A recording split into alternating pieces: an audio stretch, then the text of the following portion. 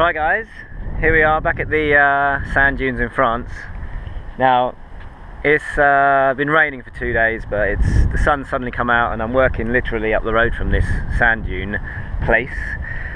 So I've brought the Baja out with me and I've put it on a little dog leash and walked along, and I found this new spot which I haven't been this far into the dunes before, and it's quite open.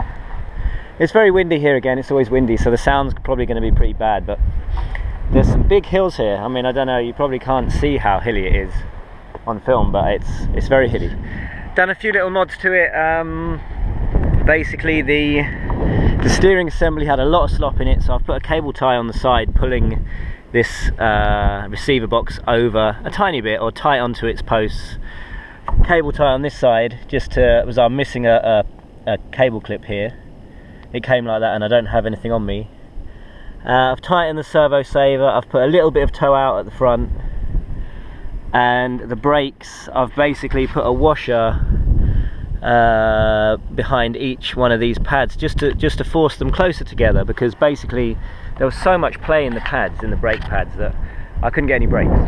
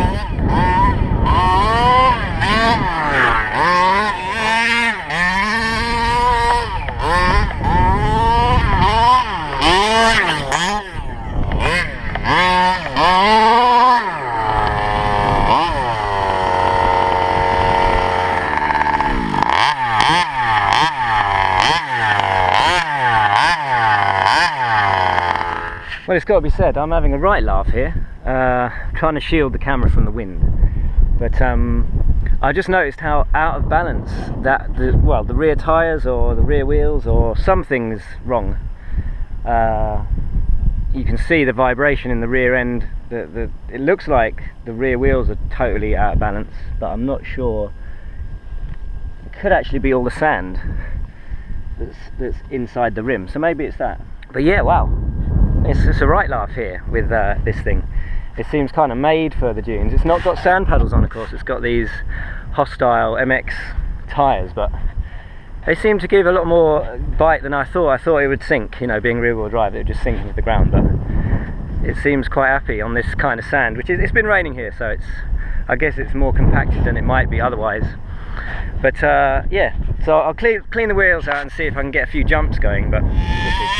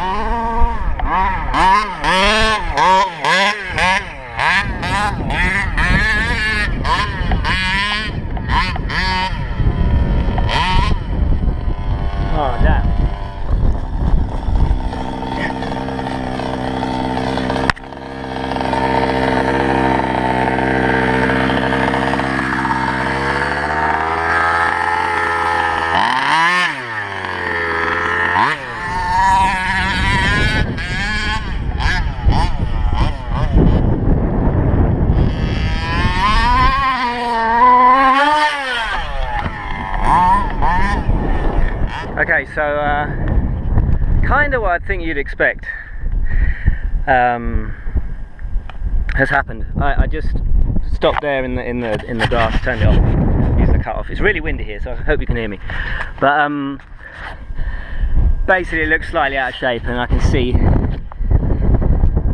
you've got the shock end has, well, basically snapped through. The shock end, the shock eyelet is still where it should be, but the shock has sort of carried on through it. Jesus, that's hard work. Pulling, I had a sort of rope on this, but pulling it and carrying it out of the dunes, God, it's heavy. I'm sweating buckets here. First things first, having some brakes and having steering that works has made it miles better. A couple of really easy mods, a little bit of servicing. When you get something used like that was, I got that used from eBay, you know, you never know what you're going to get. You're never going to know what the setup is, if it's set up well, if it's set up badly, if things work, if they don't. And I haven't had time to look at it. I ran it a couple of times and the brakes were terrible, and so was the steering. But basically the servo saver was really wound out, so when you could hold the front wheels and turn the steering and nothing happened, literally, because all that servo power was going into the servo spring and just compressing it. So I tightened up the servo saver, I gave it a bit of toe out at the front, trying to gain a little bit of steering. The brakes definitely work. All I did was washer up the brake pads so they're closer together, so the servo is doing less work. It had loads of play between the pads and the disc, so the servo was moving and there was just not enough bite. And I roughed the pads up with some sandpaper. It broke, so I called it a day there. I was jumping it pretty far, I think, anyway. It's the first time jumping it properly, really, or trying to find somewhere to jump it. And I'd been warned that ideally you want to kind of jump low and far instead of kind of high and flat, you know, and land, like splat land. And I did splat land quite a bit there.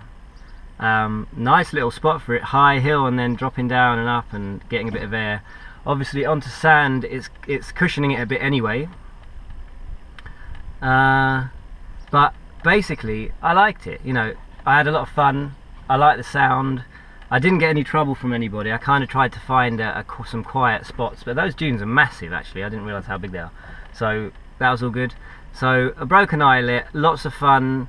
I'm surprised at how little sand seems to be on it, although there was tons of sand in the wheels all the time, which seemed to be unbalancing the wheels. But yeah, it was a lot of fun. Baja, I recommend trying to use Baja if you want to try a 5th scale and just test the waters like I have. £380, it's not too expensive. You know, it's 8 scale, monster truck money, I suppose. Oh, the lower end, you know, like a Thunder Tiger MT4 or something like that. You know, these newer 8 scales are more, aren't they? You know, nearer £600. So, you know, I'd recommend it. If you want to have a go at 5th scale, get a used Baja or something used and just give it a go. Why not? Alright, thanks for watching, guys. Catch you next time.